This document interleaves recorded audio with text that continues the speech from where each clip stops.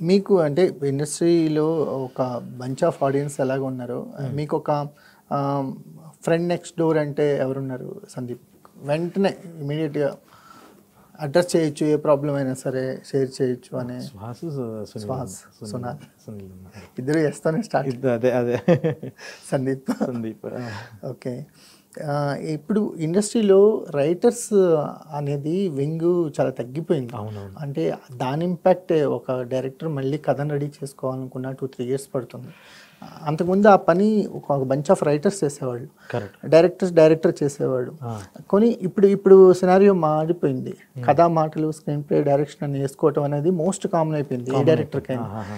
దీనివల్ల డైరెక్టర్కి ఏమి కొత్తగా యాడెడ్ అడ్వాంటేజెస్ ఉన్నాయో తెలియదు, కానీ ప్రొడక్టివిటీలో మాత్రం చాలా తగ్గుతుంది అనిపిస్తుంది. అవును, ఏం చెప్తా సందీప్? నిజం సార్. అంటే సో చాలా వరకు రైటర్స్, ఇప్పుడున్న ఈ జనరేషన్ ఆఫ్ రైటర్స్ అని చాలా సెన్సిటివ్ సార్. సో వాళ్ళకి ఎట్లా ఉంటుంది అని అంటే, కొంచెం అంటే మన దాంట్లో ఉన్న బిగ్గెస్ట్ కంప్లైంట్, ప్రతి ఇండస్ట్రీలో ఉన్న బిగ్గెస్ట్ కంప్లైంట్ ఏంటంటే ఆ రైటర్స్కి రావాల్సిన వాల్యూ రావట్లేదు, రెమ్యునరేషన్స్ రావట్లేదు. ఎందుకంటే సార్, నేను ఇప్పుడు మీరు చూసినట్టయితే నేను కూడా రైటర్గానే స్టార్ట్ చేశాను. మీరు నాకు రైటర్గా కూడా తెలుసు ఒక సినిమాకి.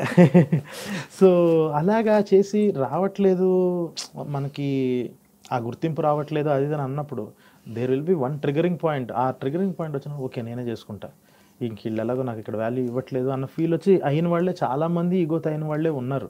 కొంతమంది సక్సెస్ అయ్యారు, కొంతమంది స్ట్రగుల్ అవుతున్నారు. కానీ ఆ గుర్తింపు అయితే ఇవ్వాలి అన్న బలమైన నమ్మకం సార్. అది ఇచ్చిన రోజు ఎక్కువ శక్తులు కలుస్తాయి. ఎవరికాడు ఒక్కొక్క శక్తి ఉన్నట్టు, ఇప్పుడు అవెంజర్స్లో ఒక్కొక్కడికి ఒకటి ఉండి అందరు కలిసి ఫైట్ చేసినట్టు మన లైఫ్ కన్నా ప్రేక్షకులను గెలవచ్చు. ఎగ్జాక్ట్లీ. మనకు అలా ఉన్నప్పుడు ఎవరికి వాళ్ళు ఇండివిజువల్ దారికి వెళ్ళిపోవాల్సిన పరిస్థితి వస్తే అదే కదా సార్ దెబ్బ. ఒకడికి ఒక శక్తి పోద్ది. డైరెక్టర్కి ఏంటంటే అరే ఈ సీన్ ఆడ రాసి ఉండండి ఇంకా అదిరిపోయేది అన్న ఫీలింగ్ వచ్చింది.